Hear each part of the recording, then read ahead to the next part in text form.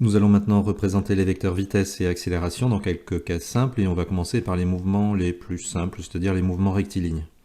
Le mouvement d'un point est rectiligne si la trajectoire est une droite. Si le mouvement est rectiligne, la direction du vecteur vitesse reste la même, c'est celle de la droite.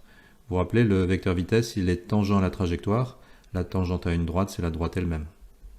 Pour mieux comprendre le lien qui existe entre la nature du mouvement, c'est-à-dire est-ce que le mouvement est accéléré, décéléré, uniforme, et les sens des vecteurs vitesse et accélération, reprenons donc l'expression du vecteur accélération au point d'indice n. Le vecteur accélération est défini ainsi: vecteur vitesse Vn plus 1 moins vecteur vitesse Vn divisé par Tn plus 1 moins Tn. Si j'applique cette relation au point 3, je vais donc avoir le vecteur accélération A3 qui va être égal à V4 moins V3 divisé par T4 moins T3. Relation que je peux réécrire ainsi. Je multiplie par T4 moins T3 des deux côtés.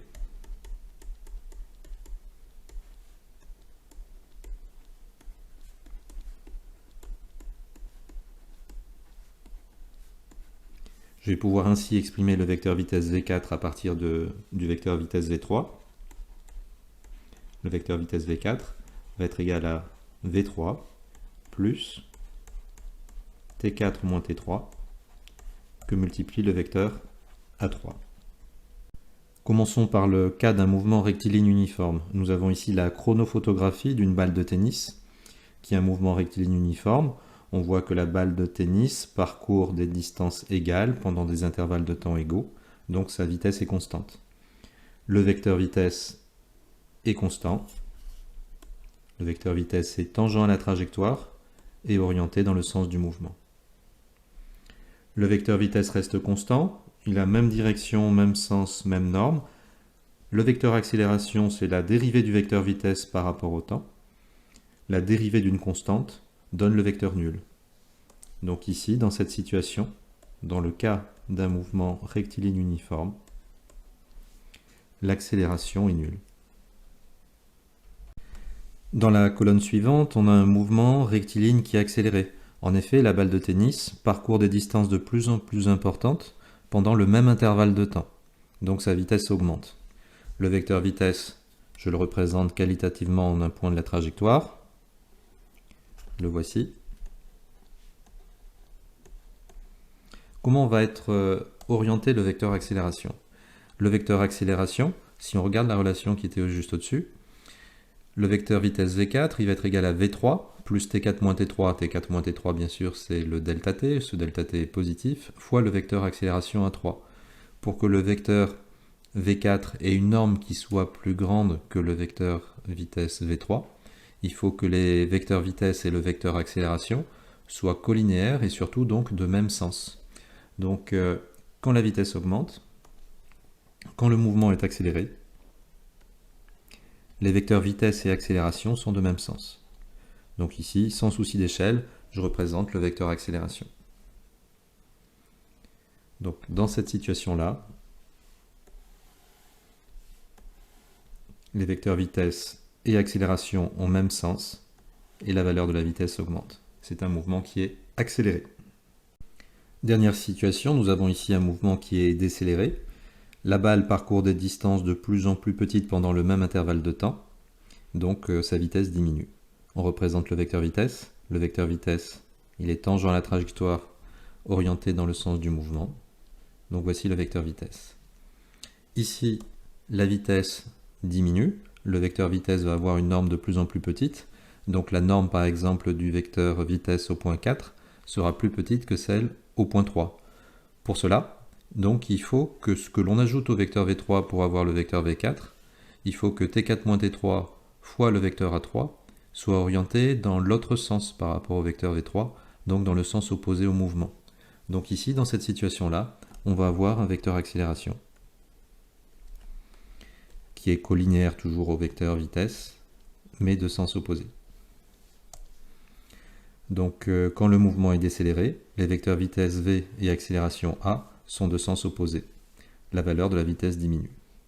On parle de mouvement décéléré ou ralenti. Attention au vocabulaire, dans le langage courant, un mouvement accéléré, c'est un mouvement dont la valeur de la vitesse augmente. En physique, c'est plus général.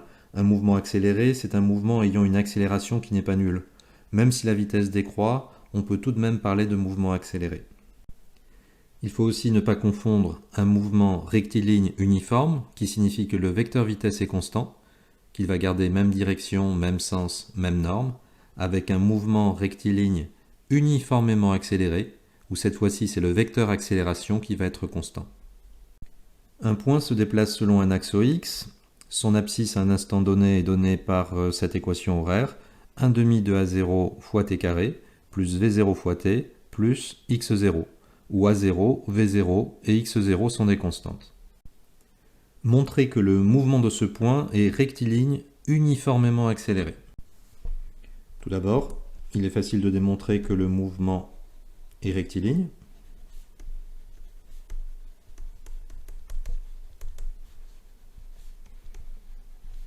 Car il se fait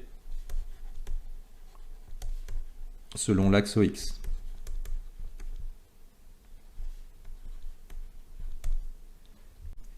Il reste à montrer que l'accélération est constante. Pour cela, je vais commencer par calculer la coordonnée Vx de la vitesse. Vx, par définition, c'est la dérivée de la coordonnée x par rapport au temps. Donc il faut que je dérive l'expression 1 demi de A0 t carré plus V0 fois t plus x0. Je vais dériver chacun des termes. La dérivée de 1 demi de A0 fois t carré, ça va être égal à A0 fois t. Rappelez-vous, la dérivée de t carré c'est 2t, donc le 2 et le 1 demi vont se simplifier. La dérivée de V0 fois t, c'est V0, et la dérivée de x0, où x0 est une constante, va donner 0. Il me faut trouver maintenant la coordonnée AX de l'accélération à chaque instant. Par définition, c'est la dérivée de Vx par rapport au temps. Donc je reprends l'expression de Vx, il y a deux termes. La dérivée de A0 fois t, c'est A0. La dérivée de V0, c'est 0. Donc je viens de montrer que l'accélération ici est constante.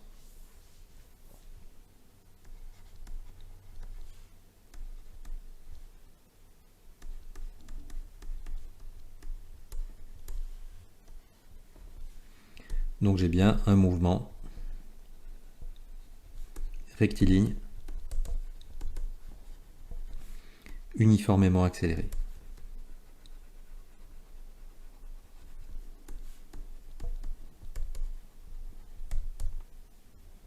Intéressons-nous maintenant au cas des mouvements circulaires. Ce sont des mouvements qui sont très importants en physique.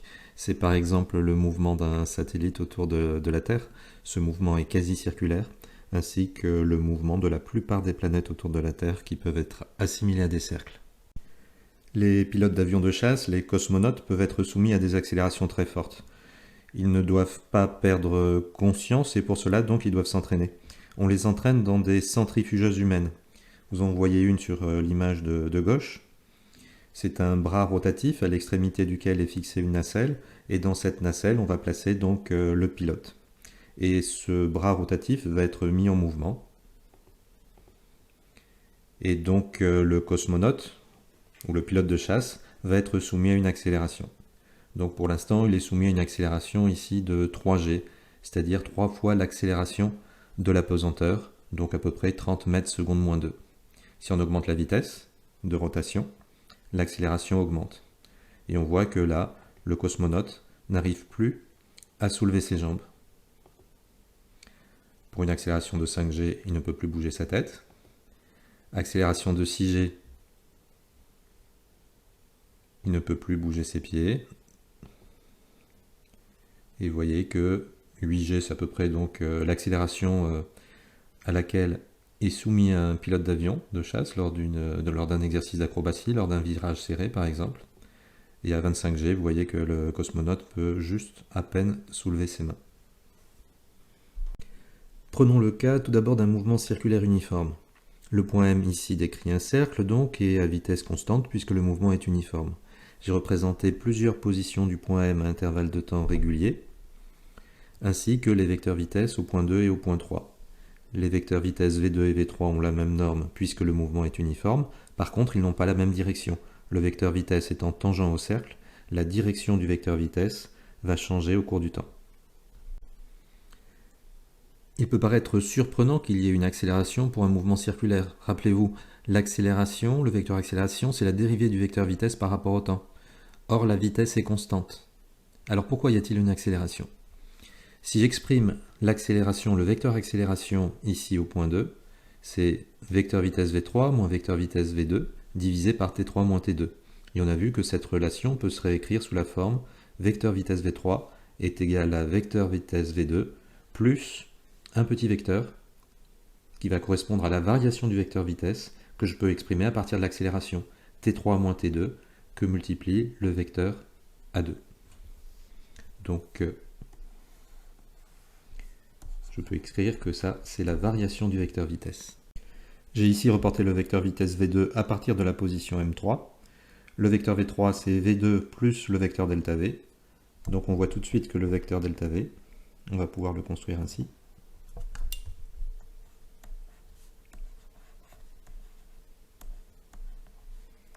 Il est égal à quoi? Donc t3 moins t2 fois le vecteur accélération a2. On comprend bien avec cette construction pourquoi il existe une accélération lors d'un mouvement circulaire uniforme. Bien que la vitesse reste constante, le vecteur vitesse va varier en direction. Donc le vecteur vitesse n'est pas constant, il varie, ce qui fait que l'accélération ne va pas être égale à 0.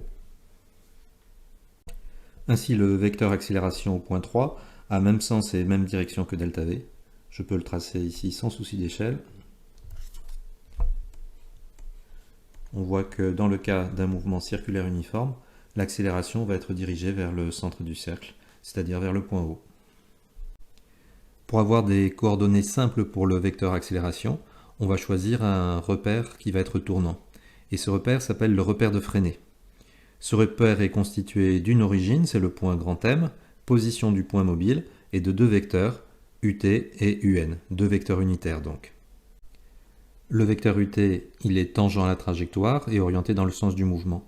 Le vecteur UN, lui, est perpendiculaire au vecteur UT et orienté vers le centre du cercle.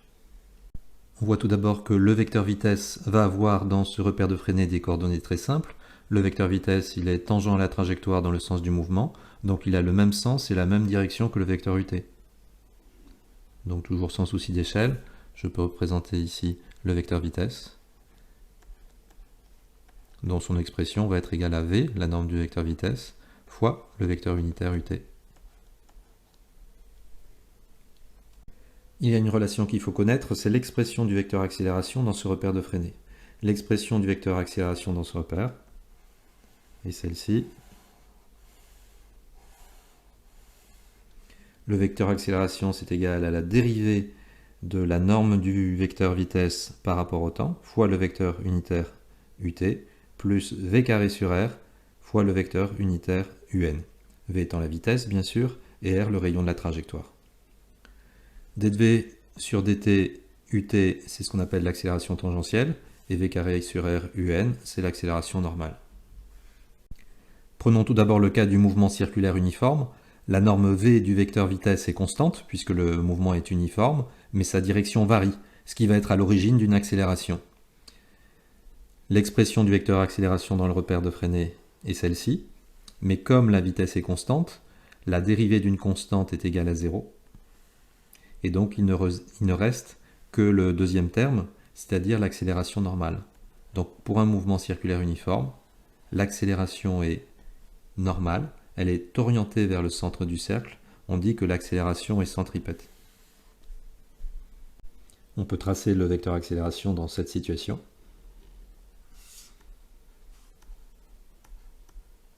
Donc un vecteur accélération orienté vers le centre du cercle. Vous voyez ici qu'il faut être particulièrement rigoureux. On a l'accélération qui est égale à la dérivée du vecteur vitesse par rapport au temps, qui va être différente du vecteur nul, parce que le vecteur vitesse varie en direction, mais par contre, la dérivée de la norme du vecteur vitesse par rapport au temps va être égale à 0, puisque la vitesse en norme reste constante. Regardons le cas d'un mouvement circulaire non uniforme. L'accélération normale, v carré sur r, c'est un terme qui est toujours positif. Donc l'accélération normale va toujours être orienté vers l'intérieur du cercle, selon la direction de UN. Si on regarde la composante tangentielle maintenant, sa coordonnée c'est d de v sur dt, la dérivée de la norme de la vitesse par rapport au temps. Elle peut être positive dans le cas d'un mouvement accéléré. Si la vitesse augmente, à ce moment-là, la dérivée est positive, ou négative quand la vitesse diminue, mouvement ralenti.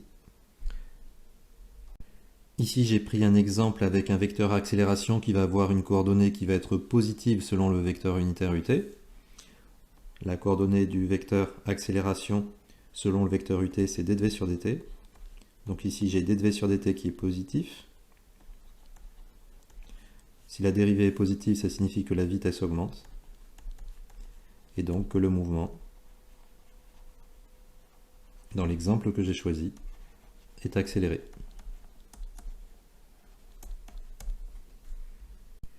Nous allons observer les variations du vecteur vitesse et accélération au cours de l'oscillation d'un pendule. Le pendule ici est lâché sans vitesse initiale, donc la vitesse est égale à 0 à l'instant initial. Et donc le terme qui correspond à l'accélération normale, v carré sur r, est égal à 0. Il n'y a donc qu'une accélération tangentielle. Le pendule va donc prendre de la vitesse en descendant. La vitesse maintenant est non nulle, donc il y a une accélération normale de coordonnées v carré sur r. La vitesse va être maximale lorsque le pendule passe par sa position d'équilibre. À ce moment-là, comme la vitesse est maximale, d de v sur dt est égal à 0. Il n'y a donc plus d'accélération tangentielle. Et puis en remontant, la vitesse du pendule va diminuer. d de v sur dt va être négatif. Et donc les vecteurs vitesse et accélération vont être dans des sens qui vont être opposés, ce qui est cohérent avec une décélération.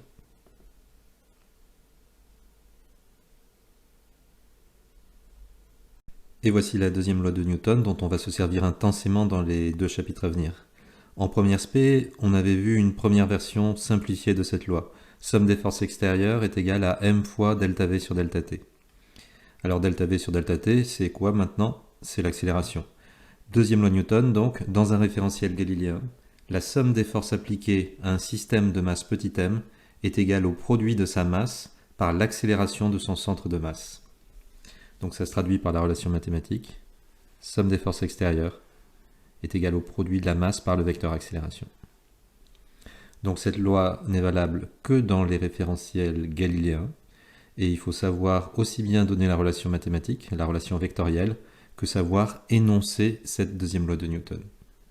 2 cas peuvent être envisagés. Premier cas, les forces se compensent. Ça se traduit par somme des forces extérieures est égale au vecteur nul.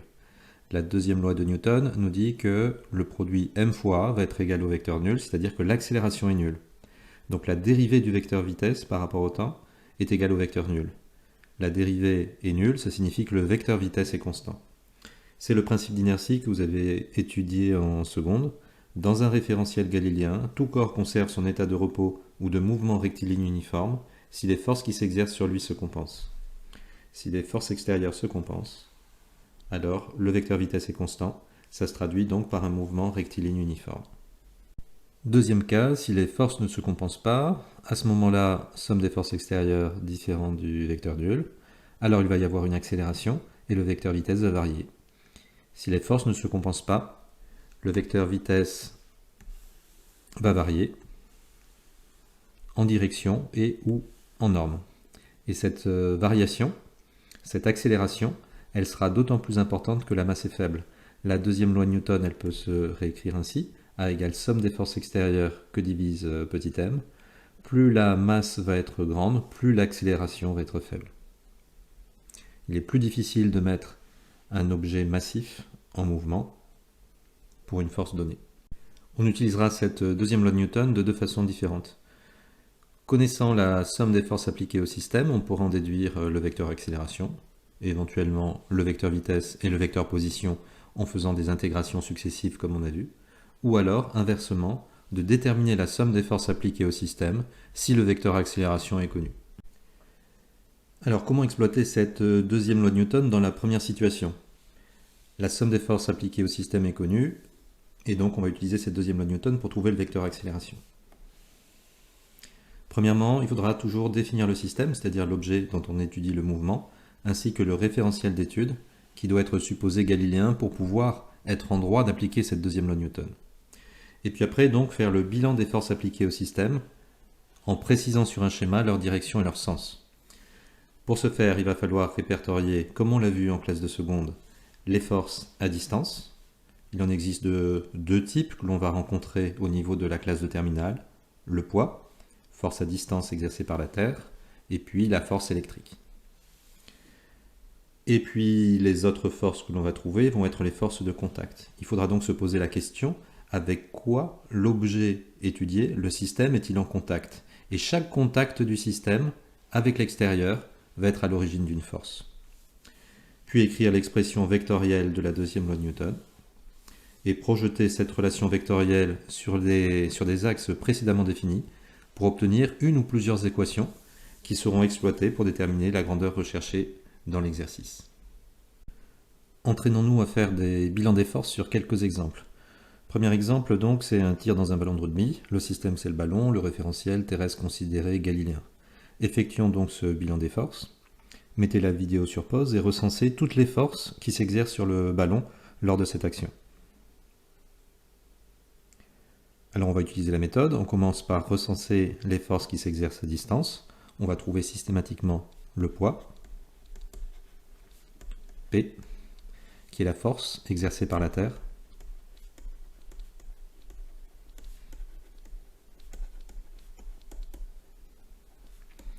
Sur le ballon.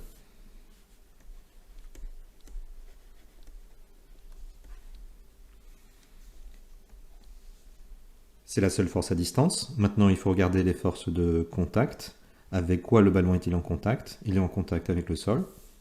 Donc il va y avoir la force qu'on va appeler ici R exercée par le sol.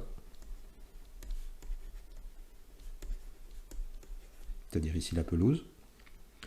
Et le ballon est aussi en contact avec la chaussure. Donc force F exercée par la chaussure.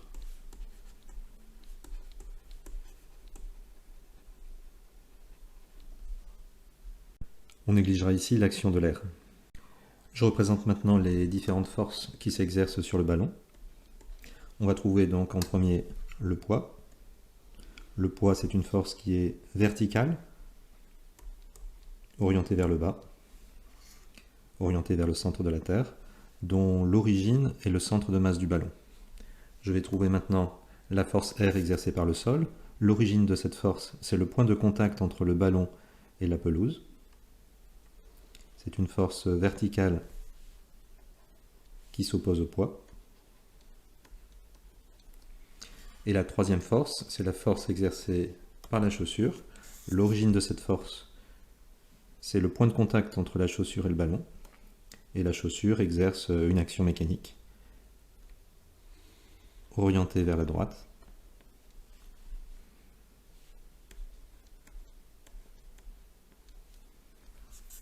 Que je représente ainsi. Nouvel exemple, on a un clou en fer qui est suspendu par un fil. Il y a un aimant à proximité. Et donc ici, le clou en fer est immobile. Faisons le bilan des forces qui s'exercent sur le clou. Donc pareil, mettez la vidéo en pause et recensez toutes les forces qui s'exercent sur le clou et schématisez-les, modélisez chaque force par un vecteur sur le schéma. Utilisons la méthode habituelle. Regardons tout d'abord les forces qui s'exercent à distance. Il va y avoir le poids comme d'habitude.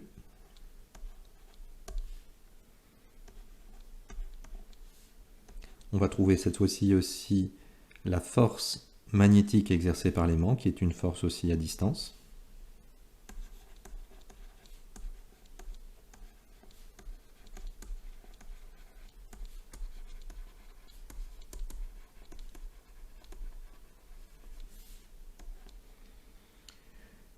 C'est tout pour les forces qui s'exercent à distance. Avec quoi le clou en fer est-il en contact? Il est en contact avec le fil.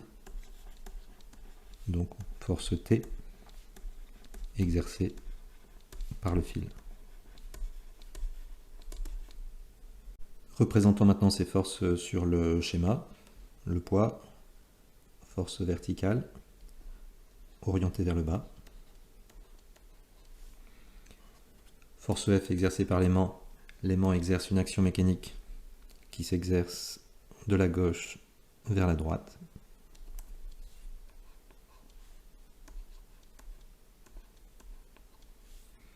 Et la force T exercée par le fil, pour terminer. L'origine de cette force est le point de contact entre le fil et le clou en fer. Et c'est une force qui est orientée selon la direction du fil.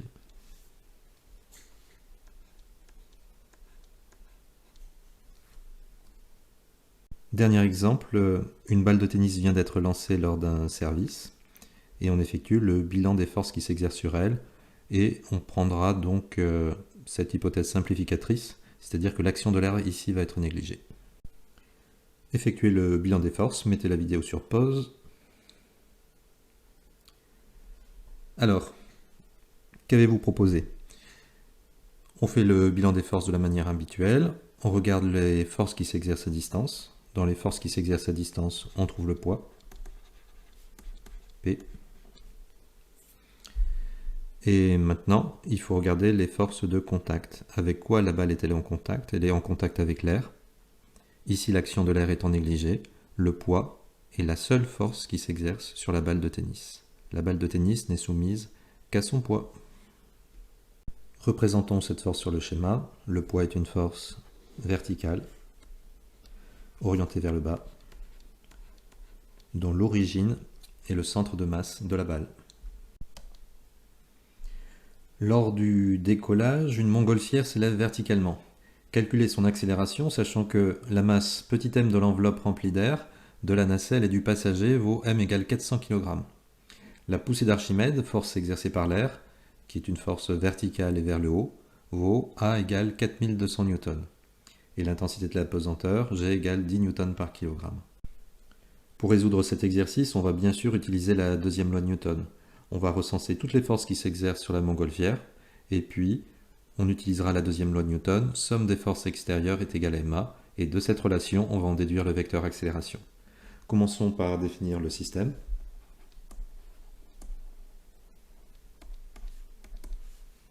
Donc le système ici, c'est la montgolfière,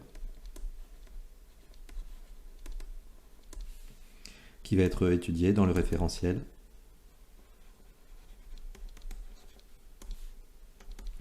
terrestre considéré galiléen.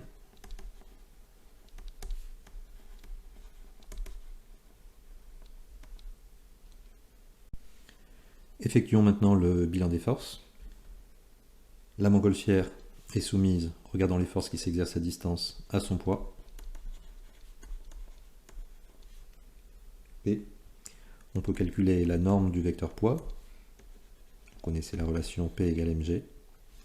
On peut rappeler quand même les unités dans cette relation. Le poids est en newton, la masse en kilogrammes et G en newton par kilogramme.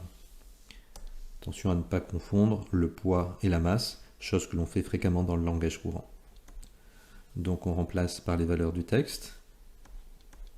400 que multiplie 10. Donc on trouve une force de 4000 newtons.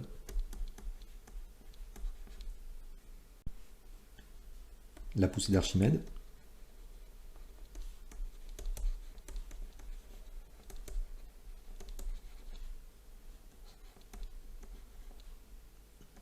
C'est une force de contact, force exercée par l'air sur la montgolfière. Et la valeur de cette force nous est donnée, ici 4200 newtons.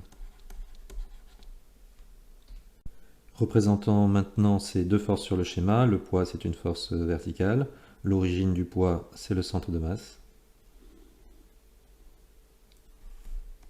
Le poids est une force verticale, orientée vers le bas. Représentons maintenant la poussée d'Archimède. Alors sans souci d'échelle, ici la poussée d'Archimède a une norme plus grande que celle du poids, donc j'ai représenté un vecteur qui va avoir une norme plus importante. J'exagère un petit peu cette importance. Voici la poussée d'Archimède, orientée vers le haut. C'est la force qui va permettre au ballon de s'élever. Mettons en œuvre maintenant la deuxième loi de Newton.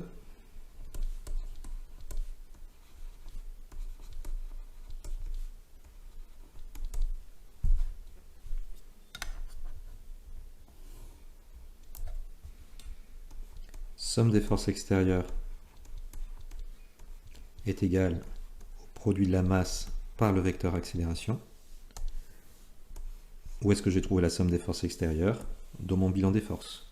Donc il faut que je reprenne toutes les forces qui ont été indiquées dans ce bilan. Somme, sigma, c'est la lettre grecque qui signifie somme.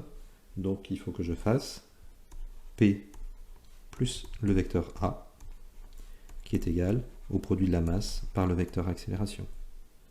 Cette relation vectorielle va pouvoir se décliner par autant de relations sur les coordonnées selon chacun des axes. Ici, on n'a qu'un seul axe, c'est l'axe vertical OZ, axe vertical ascendant. Donc cette relation vectorielle va donner la relation PZ plus AZ. PZ et AZ sont les coordonnées des vecteurs P et A selon l'axe OZ, qui va être égal à M fois AZ. Je reprends exactement les mêmes signes qu'il y avait dans la relation vectorielle. Pour déterminer les coordonnées PZ et AZ des deux vecteurs, il faut absolument regarder le schéma pour tenir compte du sens des vecteurs et de l'orientation des axes. Commençons par PZ. Le vecteur P est orienté vers le bas, alors que l'axe OZ est vertical ascendant, donc on va pouvoir écrire que PZ est égal à moins P. P, c'est la norme du vecteur, c'est égal à 4000 newtons. Rappelez-vous, la norme d'un vecteur, c'est toujours positif. Ici, donc, la coordonnée PZ du vecteur va être négatif, parce que le vecteur P est orienté vers le bas et que l'axe OZ est orienté vers le haut.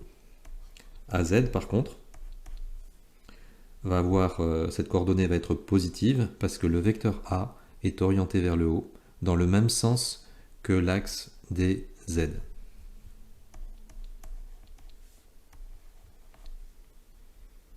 On va remplacer maintenant chaque coordonnée par son expression.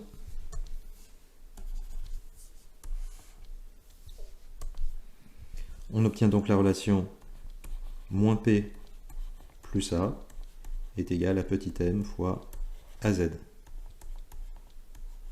Et on en déduit l'expression de AZ qui va être égale à A moins P divisé par petit m. Grand A est égal à 4200 newtons. On soustrait la valeur du poids, 4000 newtons. Et on divise par la masse de la montgolfière, 500 kg. Le résultat de l'application numérique donne 0,40 mètres seconde moins 2. AZ ici est positif, ce qui signifie que le vecteur accélération va être orienté vers le haut.